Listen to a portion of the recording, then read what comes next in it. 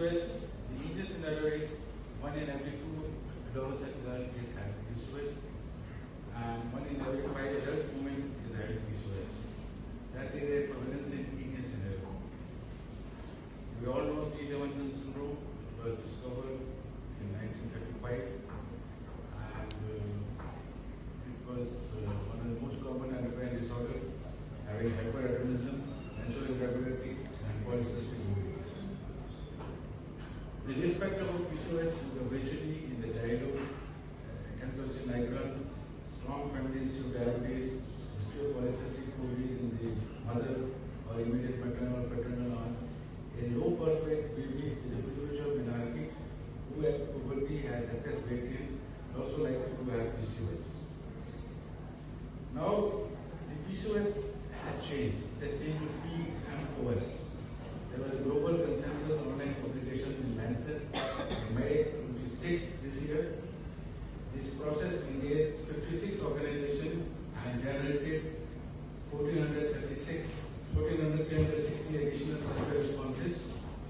And they have come to a conclusion to change the name to Endocrine Metabolic Ovarian Syndrome, PE-MOS. And they said that there is going to be a 3-year transition. This PCOS term is fixed in many of our publications, in many of our reports. So they are giving a time transition of 3 years, that in 3 years, everybody should transform, everybody should go on to the new terminology. So you have 3-year period when you can change over to PE-MOS. Why the name change? Because PCOS does not truly reflect the condition. It is just not an ovarian disorder, not acne cyst. It is a multi-system endocrine metabolic condition. And old understanding of ovarian cyst, but new understanding it is a lifelong endocrine metabolic syndrome with reproductive manifestation. This condition is more than the ovaries alone. You have hormonal dysfunction, you have metabolic abnormality, you have ovarian dysfunction, and long-term health risk. All these are there in the PE-MOS. And important clinical feature, endocrine is hyperandrogenism, neuroendocrine dysfunction, elementary AMH, metabolic insulin resistance, obesity, diabetes, cardiovascular risk, ovarian anovulation, irregular menses, infertility, and pregnancy complications. PCOS is a heterogeneous nature, but it is a hyperandrogenism which is present in all the types of PCOS which we see. All patients share a primary effect in androgen excess, whether it is a lead PCOS, adolescent, or whether it is an adult woman with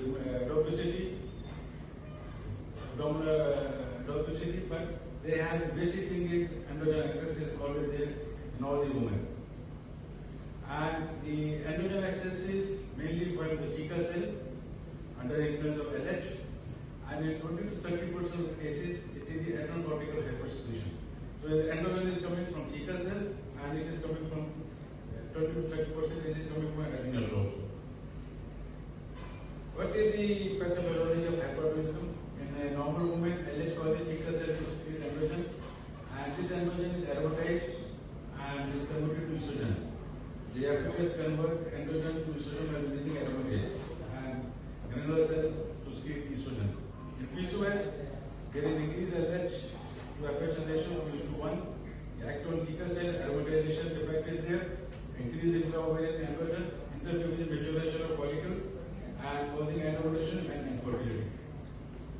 Hyperandrogenism pathophysiology, the vicious cycle is between hyperinsulinemia and hyperandrogenism. If you look at it, hyperinsulinemia is acting on the liver, decreasing the sex hormone binding globulin, decreasing the insulin-like growth factor, causing hyperandrogenemia. And hyperinsulinemia is also acting on the pituitary, increasing the LH secretion, which acts on the theca cell, causing increased androgen. And it is also causing the increase in free fatty acid. All these things basically lead to hyperandrogenism. Insulin resistance is the root cause of PCOS. If you look at the left side, genetics, the sedentary lifestyle, the environmental factor, and stress can all cause insulin resistance, which is resulting in hyperinsulinemia, hyperandrogenism, central obesity, disrupted FHS LH ratio, reduced level of sex hormone binding globulin, disturbance of menstrual cycle. The The pathophysiology of PCOS, I explained here that there is insulin resistance, which is causing increased insulin, and that is causing hyperandrogenism in the center, which is causing abnormal DNA pulsation, increased LH separation ratio, and acting on the ovary, causing ovarian dysfunction, PCOS, increased AMH, decreased sex hormone binding doping, insulin resistance acting on the liver and muscle, causing visceral adiposity and adipocyte dysfunction. Hyperandrogenism various clinical implications. You can have acanthosis, you can have ovulation, you can have hirsutism, you can have alopecia, you can have acne, you can have polycystic ovary. All these are the manifestations of hyperandrogenism. The effect of hyperinsulinemia in PCOS, when there is a increased insulin level, it augments the androgen production both indirectly via LH function on the uterine pituitary and directly on the ovary and adrenal. So this is insulin is acting both through the uterine pituitary and acting directly on the ovary and adrenal and causing increased androgen production. These are the clinical types of PCOS in Indian women. You can have irregular menses, oligomenorrhea, you have dysmenorrhea, you have infertility, abnormal hair growth, acne, you have baldness, you have skin discoloration and weight gain. And if you look at this, infertility is the most common presentation beside this irregular menses cycle. This is the diagnostic scheme, various criteria which we know, National Institute of Health Criteria 1990, Rotterdam Criteria 2003, and Androgen Access Society 2006. They have given the various criteria to classify, identify PCOS. Current documentation is a modified Rotterdam criteria. We look for biochemical hyperandrogenism, which is an elevated total of free testosterone or DHES. It can be considered. The clinical hyperandrogenism is a modified Feynman LV score more than 4 or from 4 to 8. Oligoanovulation is oligoamenorrhea cycle more than 35 days apart or less than 8 menses a year. You can have polycystic ovarian morphology, 20 follicles per ovary in either ovary, or the volume more than 10 cubic centimeter. What is the treatment name? Once we are diagnosed in this case of PCOS or PE-MOS, what should we do? We should regulate the menses, we should improve the androgenic concern and fertility, assessment and improvement of insulin resistance and metabolic status, prevent and treat comorbidities. The pharmacotherapy is PCOS condition which span the life of the woman. So it is not one time affair, it is once the patient has PCOS, it goes on throughout her life. So menstrual and fertility problem will evolve into metabolic complication as the age advances. So as the woman is aging, metabolic complication also get more and more common. And a precise diagnosis is important. Lifestyle therapy is the first step in PCOS, especially when excess body weight is associated. And pharmacotherapy is typically used to manage the most predominant manifestation in each age group, such as irregular menses and hirsutism in adolescent, fertility problem in adulthood, and metabolic problem and risk of cancer in the old age group. So according to the age of the patient, you try to put that pharmacotherapy as per the age of the patient. If an adolescent, she is worried about hirsutism, you look after that. If the patient is a fertility group, presenting infertility, look to the infertility problem. And older age group, look to the metabolic problem. This is the ASHRAE guidelines. The pharmacological treatment for non-infertility indication in the PCOS.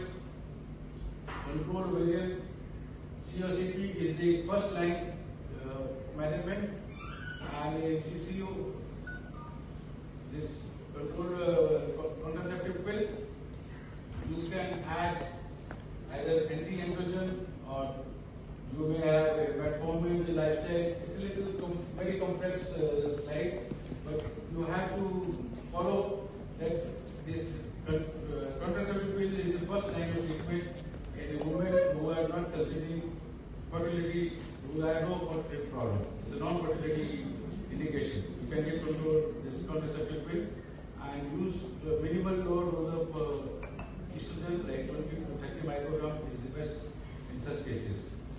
In cases of PCOS who is having infertility as a problem, The first line of treatment is letrozole, this first line therapy, followed by clomiphene, or it can be clomiphene with metformin, or metformin alone, or gonadotropin. This is how we progress for the treatment of fertility. My talk here is not about treatment of fertility, it is about metabolic problem. So we are going to focus on that. The ideal therapy should have a improve insulin sensitivity, restore intracellular insulin signaling, reduce hyperandrogenism, improve ovulation and oocyte quality, and enhance the compliance. Some insight into the molecular mechanism. We are talking about myo-inositol. Myo-inositol is a member of vitamin B complex group. Inositol serves as an important component of structural lipids, that is phosphatidyl inositol, PI. We are going to see the PI3 kinase enzyme, which is needed for glucose metabolism. The myo-inositol participates in the cellular uptake of glucose inducing GLUT4 translocation to cell membrane. GLUT4 is a glucose transponder 4 molecule which is acting as a channel at the cell surface, and it will transfer glucose from inside to outside, from outside to inside the cell. The insulin signaling pathway, the insulin bind to the receptor form which make a complex insulin receptor substrate. The insulin receptor substrate stimulates the messenger called PI3 kinase, and the activity PI3 kinase activates GLUT, that is glucose transport type 4. It is glucose is taken by GLUT4 to the glucose channel for utilizing energy. The IRS complex breakdown, releasing receptor to go back to its original site. This is how the insulin pathway works. Look at it, insulin receptors, insulin receptor substrate, it stimulates the PI3 kinase, which is stimulates the GLUT4, and GLUT4 is translocated to the surface, and glucose which is channeled through the GLUT into inside the cell. This is how the insulin signaling pathway works. In PCOS, there is a deficiency of inositol.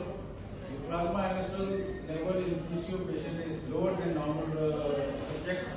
As similar to 24 uterine inositol is more in PCOS patient. So more of inositol is being lost in the urine.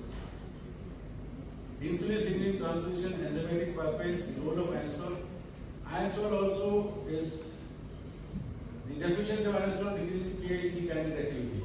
So insulin resistant substrate is stimulating the GLUT4 and PI3 kinase is needed. Deficiency of inositol decreases the PI3 kinase activity. So that is how it is acting in this insulin signaling pathway. If inositol is supplemented from outside, it produces and activates PI3 kinase, and more of glucose can come inside because of the translocation of GLUT4. This is again mechanism of action.